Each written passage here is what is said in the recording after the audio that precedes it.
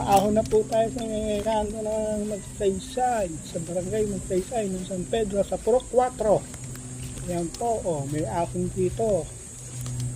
Yan, testingin natin kung kakayanin pa uli.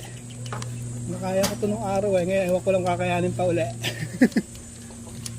Bihira nagbabalik dito na kuya, no? Practice lang. Morning po, te. Practice lang.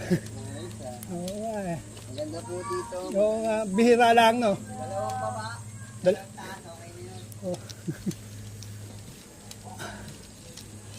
Ayos, no? Ganda, oh.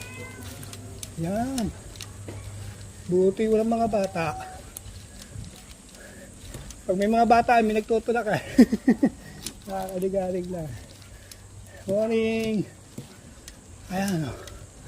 Parang 45 degrees na eh.